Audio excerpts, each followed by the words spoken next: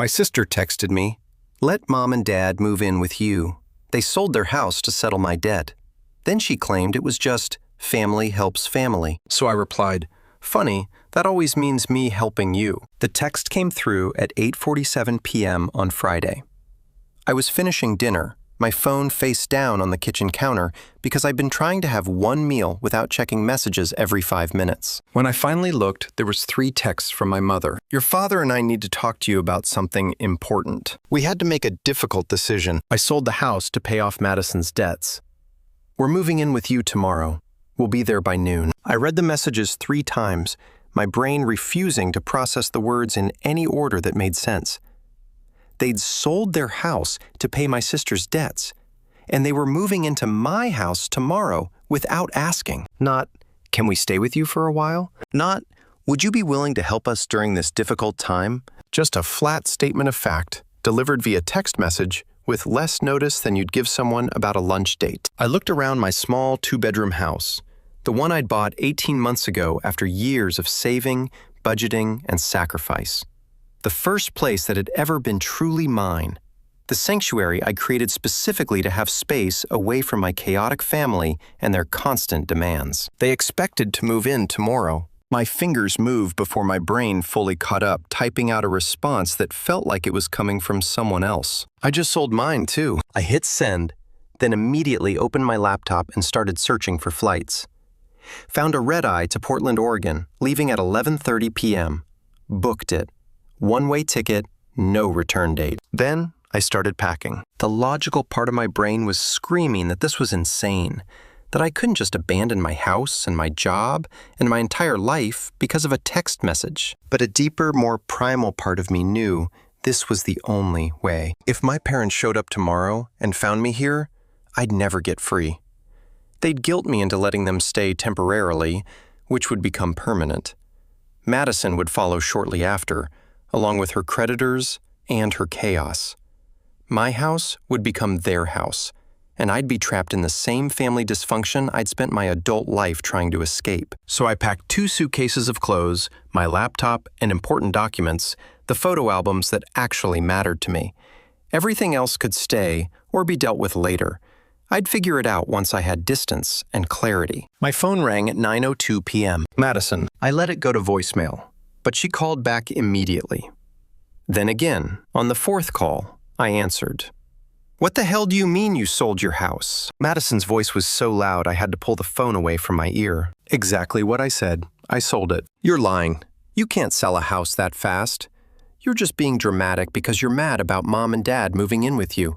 "I'm not being dramatic. I sold it 3 weeks ago, closed yesterday. The buyers take possession on Friday." This was a lie.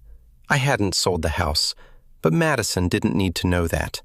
What she needed to know was that her plan, and I had no doubt this whole thing was her plan, not my parents had failed. 3 weeks ago. Why would you sell your house 3 weeks ago? Because I'm moving to Oregon. I got a job offer.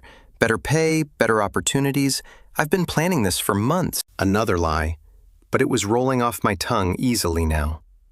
Sometimes the best defense against family chaos is a wall of fiction they can't penetrate. You never said anything about moving to Oregon. Why would I? We barely talk. Madison, I don't owe you updates about my life plans. But where are mom and dad supposed to go? They sold their house because of your promise to take them in. I never promised them anything. They sent me a text at 8:47 tonight informing me they were moving in tomorrow. That's not asking, that's demanding. And I don't respond well to demands. This is so selfish. They're your parents. They need help. They need help because they keep bailing you out of your self-created disasters. How much did they pay this time? Madison, $50,000, $75,000. What was it this time? Credit cards, a failed business venture, gambling debts. It's complicated. It's always complicated with you. And it always ends with mom and dad sacrificing everything to fix your mistakes, while I'm expected to pick up the pieces. Not this time. Where are they supposed to live, Ashley? They're selling their house. They have nowhere to go. They'll figure it out. They're adults. Maybe they can move in with you since you're the one who created this situation. I don't have room. I'm in a one-bedroom apartment. Then I guess you'll have to get creative, because I'm boarding a plane to Portland in 2 hours, and I won't be back. I hung up before she could respond, blocked her number, then blocked my parents' numbers too. If they wanted to reach me, they'd have to email, and I could ignore those at my leisure. Billy's input. That reaction was extreme, but also kind of understandable. You jumping straight to leaving. Do you think you acted out of clarity or panic? Feels like both. You knew the pattern, but the speed says you've been holding this in for a long time. Your parents just announcing they're moving in is wild. Why didn't they ask first? My take. They've probably always assumed you'd say yes, so they skipped the step entirely. Madison blaming you instantly is telling. Do you think she actually expected you to fix everything again? Or was she just panicking? Sounds like she's used to being rescued, so she assumed you'd be next in line, lying about selling the house. Smart, short-term, but risky. The next few hours were a blur of activity. I called my best friend Natalie, the only person I trusted with the truth about what was happening. You're doing what? Natalie's voice was incredulous, but not judgmental. She'd known my family long enough to understand. I'm leaving tonight. One-way ticket to Portland. I just need someone to know where I am in case something happens. Ashley, are you sure about this? I mean, I support you, but this is huge. Your job, your house, everything. My job has been soul-crushing for 2 years. I've been applying to remote positions for months. I can work from anywhere. The house, I looked around the living room I'd painted myself. The furniture I'd chosen carefully. The house I can rent out or sell for real later. Right now, I just need to not be here when they show up tomorrow expecting to move in. What do you need from me? Can you check on the house in a few days? Make sure they didn't break in or something crazy. I'll pay you. You're not paying me? I'll check on it. And Ashley, I think you're doing the right thing. Your family has been sucking you dry for years. Maybe this is what it takes to finally break free. I gave Natalie my spare key and the alarm code, along with permission to deal with anything that came up. Then I finished packing, loaded my car, and drove to the airport. The red-eye flight was half empty. I got a window seat and watched the city lights disappear below me, feeling simultaneously terrified and liberated. I'd just blown up my entire life based on a text message and a series of impulsive decisions. But I'd also just escaped a trap that would have destroyed what was left of my independence and financial stability. My phone. I turned it back on briefly before takeoff to let Natalie know I'd made it to the airport. Showed 23 missed calls. 15 from Madison, 8 from my mother. A string of text messages that I didn't read beyond the preview lines visible on the lock screen. How could you do this to us? Your father is devastated. We raised you better than this. You're being incredibly selfish. I turned the phone off completely and shoved it in my bag. They could be devastated and think I was selfish all they wanted. I was done setting myself on fire to keep them warm. Portland was gray and drizzling when I landed at 6:30 a.m. I'd never been to Oregon before, had no connections here, no job lined up, no apartment waiting, just 2 suitcases and a desperate need to be anywhere that wasn't within driving distance of my family. I got a rideshare to a hotel near downtown, checked in, and crashed for 6 hours. When I woke up, I ordered room service and finally let myself think about what I'd done. The panic attack hit around 3 p.m., sitting on the hotel bed, eating overpriced pasta, and suddenly unable to breathe as the magnitude of my choices crashed over me. I'd abandoned my house. My job would fire me for no call, no show when I didn't appear tomorrow. My family probably thought I'd had a breakdown. Maybe I had. But underneath the panic was something else. A lighter feeling, like a weightlifting. For the first time in my adult life, I wasn't budgeting for the emergency loan Madison would need, or the favor my parents would demand. Wasn't performing the role of responsible daughter while watching my sister drain our parents dry and face no consequences. I was free. Terrifyingly, completely free. Over the next week, I rebuilding from scratch. Found a furnished month-to-month apartment in a quiet neighborhood. Applied for remote work positions and got 3 interviews within days. Started exploring Portland, discovering coffee shops and bookstores and trails through forests that made my Midwest hometown seem colorless in comparison. Natalie sent updates via email, which I'd unblocked for her specifically. Your parents showed up at your house at 11 a.m. Like they said, tried the door, found it locked, rang the doorbell for 20 minutes. Your mom called me. I guess they got my number from your emergency contacts, asking if I knew where you were. I told them you'd moved to Oregon for a job.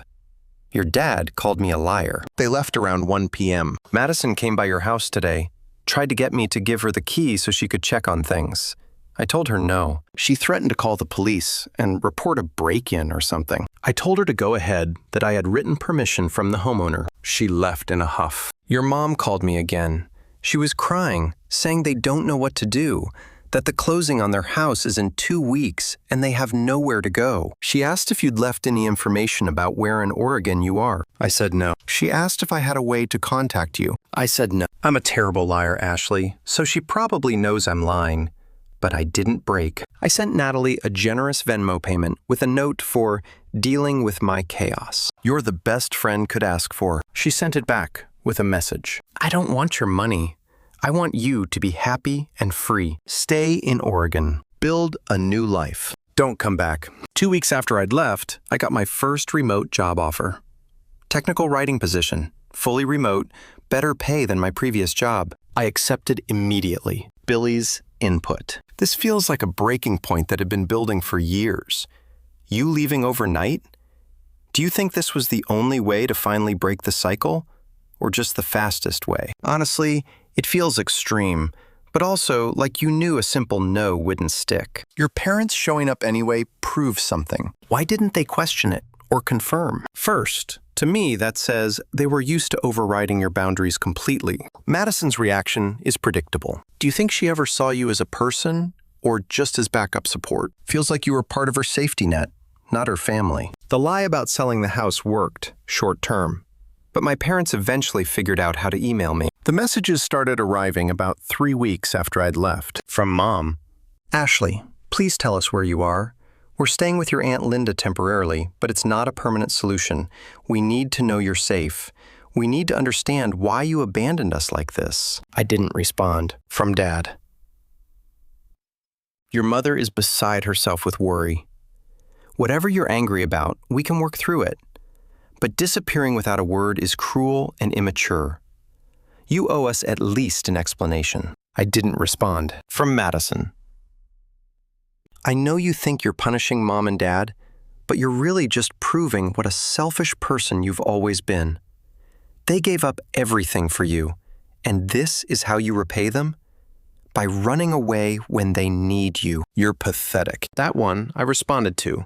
Just 3 words. Projection is ugly. She didn't email back. After a month of silence, my mother sent a longer email, apologetic in tone, trying to explain their side. Ashley, I understand now that we should have asked instead of telling you we were moving in. It was presumptuous and unfair, but you have to understand the position we were in. Madison's creditors were threatening legal action. If we didn't pay her debts, she could have gone to jail. What were we supposed to do? Let our daughter go to prison? The email went on to detail Madison's various financial disasters. Credit card debt from a shopping addiction, a failed MLM scheme she'd invested heavily in personal loans from sketchy lenders who were now demanding payment with interest. The total was actually closer to $90,000, not the $75,000 Madison had admitted to. We sold the house because it was our only asset of value. We thought you, as our other daughter, would understand family obligation and help us in our time of need. We never imagined you'd run away instead of stepping up. I saved the email to a folder labeled Family Archive and didn't respond. They'd made their choice to prioritize Madison's self-created disasters over their own financial stability. That was their decision to live with, not mine to fix. 3 months into my Portland life, I finally dealt with the house situation. Contacted a property management company, had them inspect and photograph everything, and put it up for rent. It was occupied within 2 weeks by a nice couple in their 30s who took excellent care of it.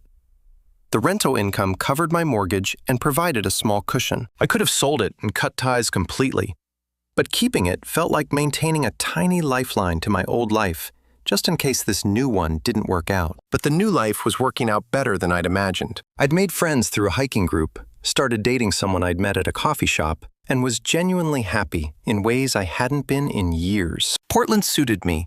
The rain, the green, the culture of people who'd also come here to reinvent themselves. Madison found my address somehow. Probably hired a PI or convinced someone to look up property records.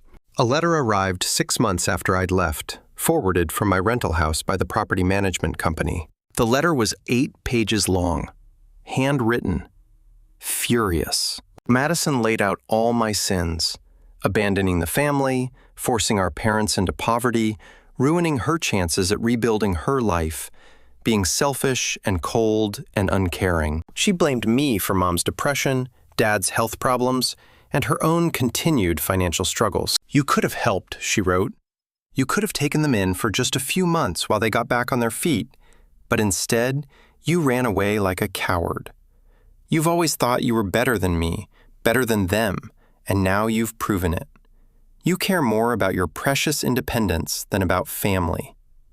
I hope you're happy in Oregon while the rest of us suffer because of your choices. I read the letter once, then burned it in my kitchen sink, watched the pages curl and blacken and turn to ash. Let the smoke carry away her accusations and her anger. She was right about one thing. I did care more about my independence than about enabling the family dysfunction that had defined my first 30 years. And I was happy, genuinely, surprisingly happy. A year after I'd left, I got a call from an unknown number. I'd unblocked my family months earlier, figuring enough time had passed that the harassment would have stopped. The number wasn't one I recognized, but it had my hometown area code. I answered. Hello? Ashley. It's Aunt Linda, my mother's sister, the one they'd been staying with temporarily. Hi, Aunt Linda. Is everything okay? I wanted to let you know that your parents are doing better. They found an apartment they can afford on their combined Social Security and your dad's pension. They're moving out of my place next month. That's good.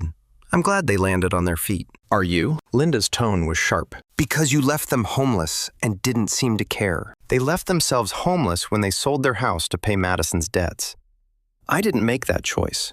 They did. They needed help. They needed to stop enabling Madison. There's a difference. Silence. Then Linda sighed. You're probably right. I've watched her manipulate them for years. This was just the biggest example. But Ashley, they're your parents.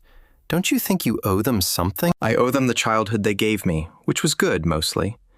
I don't owe them my adult life, my financial stability, or my mental health. They made choices, I made mine. We're all living with the consequences. That's a very cold way to look at family. Maybe, or maybe it's the only way to survive a family that sees you as an emergency fund instead of a person. Linda didn't have a response to that. We talked for a few more minutes about neutral topics, then hung up. I felt unsettled for a few hours afterward, but not guilty. Guilt would have meant believing I'd done something wrong, and I hadn't. I'd protected myself. That was never wrong, regardless of what my family thought. 2 weeks after I'd left, I got my first remote job offer. Technical writing position, fully remote, better pay than my previous job. I accepted immediately. The HR manager, who called with the offer, asked casually about my current employment status. I see there's a gap in your resume from your last position. Are you still employed there? No, I left 2 weeks ago. Family emergency required me to relocate immediately. I hope everything's okay now. It's getting better every day, I said, which was true in ways she couldn't imagine. The job started the following Monday. I set up a home office in my apartment's second bedroom, bought a decent desk and ergonomic chair, and threw myself into work with an intensity that surprised me. Being productive, being valued for my skills, receiving a paycheck that was mine alone and not earmarked for family emergencies. It felt revolutionary. My old job called a week after I disappeared. The HR director, sounding annoyed and confused, left a voicemail asking where I'd been and whether I intended to return or if I was resigning. I called back during their lunch hour, hoping to get voicemail. Got the HR director instead. Ashley, where have you been? You've missed a week of work without calling in. I apologize for the lack of notice. I had a family emergency that required immediate relocation. I'm calling to formally resign effective immediately. Effective immediately. You can't just abandon your position. I understand this is inconvenient. I'm happy to help transition my projects remotely if needed, but I won't be returning to the office. There was a long pause. Are you okay? This is very unlike you. The concern in her voice almost broke through my careful calm. Sarah had been a good supervisor, had advocated for my raises and promotions. She didn't deserve to be left hanging. I'm okay. Better than I've been in a long time, actually. I just needed a fresh start. And sometimes that means burning bridges quickly, before you can talk yourself out of it. Well, I'm sorry to lose you. You were one of our best. If you ever want to come back. I won't, but I appreciate the offer. After I hung up, I cried for 20 minutes. Not because I regretted leaving, but because it was the last thread connecting me to my old life. And now it was severed completely. There was no going back now, even if I wanted to. But I didn't want to. That was the surprising part. I missed certain things. My favorite coffee shop, the walking trail near my old house, the familiarity of a life I'd built over years. But I didn't miss the constant anxiety about when the next family crisis would hit, who would need money, what emergency would require me to drop everything. My first paycheck from the new job hit my bank account, and I sat staring at the deposit notification for a full minute. Money that was completely, entirely mine. No one knew how much I made now. No one could calculate what I could afford to give them. No one could guilt me about having savings while they struggled. I opened a new bank account at a local credit union, transferred everything from my old accounts, and closed them. If my family somehow got access to my old account information, they'd find nothing. Another thread cut. Natalie emailed me updates that painted an increasingly chaotic picture back home. Your parents closed on their house sale yesterday. They've moved most of their stuff into storage and are living with Linda. Your dad looks about 10 years older, Ashley. Your mom cried through the entire moving process. Madison showed up to help, but really just took a bunch of furniture for her apartment, claiming she deserved it since she's the one who's struggling. Linda called me again. She's at her wit's end with your parents staying there. Apparently, your dad keeps making comments about what a disappointment you turned out to be, how they raised you better than this, how family should come first. Linda finally snapped and told him that maybe if he'd put his foot down with Madison years ago instead of enabling her, none of this would have happened. He hasn't spoken to her in 3 days. They're living in her house in hostile silence. Big news. Madison got evicted from her apartment. Surprise, surprise, she didn't pay rent for 3 months. She asked your parents to pay it, and they said no. They don't have any money left. She threw a massive fit and accused them of choosing you over her. Your mom pointed out that you aren't even here, and Madison said, that's exactly the point. You abandoned them, so they should have money to help her instead. The logic doesn't track. But when has Madison ever been logical? Madison is now staying with her on-again, off-again boyfriend, Trevor.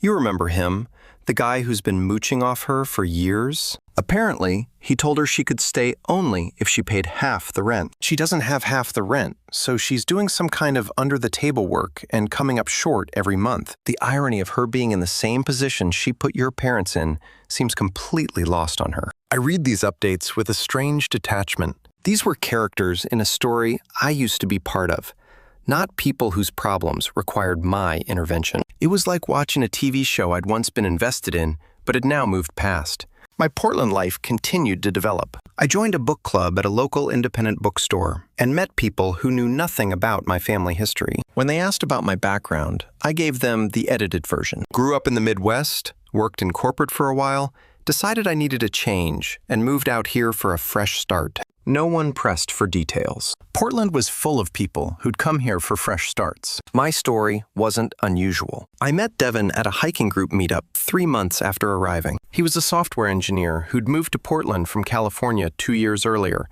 also escaping family drama he didn't elaborate on. We bonded over being refugees from our respective pasts and our shared love of rainy day bookstore browsing. Our third date, he asked about my family. Do your parents visit you siblings? No, we're not in contact. It's complicated. Family usually is. My parents haven't spoken to me in 18 months because I refused to loan my brother money for his 6th failed business venture. How did you get past the guilt? Therapy mostly, and realizing that I'm not responsible for fixing problems I didn't create. My brother is 40 years old. If he can't figure out how to sustain a business after 6 attempts, maybe he should get a regular job instead of expecting the family bank to keep funding his entrepreneurial fantasies. What did your parents say when you said no? That I was selfish. that family helps family, that I'd regret choosing money over relationships. The usual guilt trip playbook. And do you regret it? Devin was quiet for a moment, considering the question seriously. Sometimes I regret the loss of the relationship I wish we could have had, but I don't regret protecting myself from the relationship we actually had. There's a difference. That conversation shifted something in me. I'd been carrying low-level guilt about my parents, feeling like maybe I'd overreacted. Maybe I should have at least talked to them before disappearing. But Devin's framework helped. I didn't regret protecting myself from the relationship we actually had. My parents wanted a daughter who would sacrifice her stability to fix their mistakes. I wanted parents who wouldn't put me in that position. We wanted incompatible things, and my leaving was the only way to resolve that incompatibility. For months after fleeing, I finally responded to one of my mother's emails, not because I felt obligated, but because I was finally stable enough to engage without being pulled back into their orbit. Mom, I'm safe and doing well. I understand you're disappointed in my choices, but they were necessary for my well-being. I'm not coming back, and I'm not providing financial support. I hope you and Dad find stable housing and figure out a sustainable path forward. I'm not the solution to your problems, and I never should have been expected to be. Take care of yourselves. Ashley. Her response came within an hour. A long email full of hurt and accusations and pleas for me to reconsider. I read it once, then archived it without responding. I'd said what needed to be said. Further engagement would just restart the cycle. Madison tried a different approach. She created a fake email address and pretended to be a mutual friend from high school, asking if I wanted to reconnect. The writing style gave her away immediately. Madison had never been able to disguise her particular brand of aggressive neediness. I responded, Madison, I know this is you. Stop trying to manipulate your way back into my life. I'm not giving you money, information, or access. Move on. She didn't email back, but she did post a long Facebook rant about ungrateful siblings who abandon their families in their time of need. Several mutual acquaintances commented with support for her, not knowing the full story. I didn't engage or correct the narrative. Let them believe whatever Madison told them. Their opinions didn't affect my life anymore. My lease was up 6 months after I had arrived in Portland. Instead of renewing, I started looking at houses to buy. Used the equity from my rental property back home. It had appreciated nicely, and the tenants were paying down my mortgage to make a down payment on a small craftsman bungalow in a quiet neighborhood. The day I closed on the house, I sat on the front porch steps and cried. Happy tears this time. This house was mine in a way my previous one never had been. That house always felt like it could be invaded, like family could show up and claim space. This house was in a city where they didn't know my address, in a state they'd never visited, behind boundaries I'd finally learned to enforce. Natalie flew out to help me move in, bringing housewarming gifts and moral support. We spent a weekend painting walls, hanging curtains, and assembling furniture from IKEA while drinking wine and laughing. You seem different, Natalie observed while we were building a bookshelf. Lighter, like you're not carrying the weight of the world anymore. I'm not carrying their weight anymore. Turns out that was most of it. Do you miss them? Your parents, I mean, not Madison. I miss the parents I thought I had when I was younger. The ones I believed would protect me and support me unconditionally. But those parents never existed. They always had conditions. And the main condition was that I prioritized Madison's needs over my own. I don't miss the parents I actually had. That's incredibly sad and incredibly healthy at the same time. Recovery is weird like that. My first Portland Christmas, I was invited to Devin's family gathering. His parents were hosting, despite the arrangement with his brother, and Devin wanted me there for moral support. You don't have to come if it's too much, he said. I know family stuff is complicated for you. Will your brother be there? No, he's banned, after he tried to steal my mom's jewelry to pawn for business capital last year. Then I'll come. I'd like to meet your family. The gathering was small and surprisingly functional. Devin's parents were warm and welcoming. His sister was funny and kind, and no one asked invasive questions about my background or family. At one point, Devin's mother mentioned that they were glad I was there, that Devin seemed happier than he'd been in years. He's not carrying as much stress, she said. I think you're good for him. I think we're good for each other. We understand each other's boundaries. She smiled knowingly. Boundaries are important. I wish we taught our son about them earlier. Maybe things would have turned out differently. You can't control how your kids turn out, I said. You can only control how you respond to their choices. That's very wise and very difficult to actually practice. I'm learning that with my own family. After dinner, Devin and I walked through his parents' neighborhood, looking at Christmas lights. "Thank you for coming tonight," he said.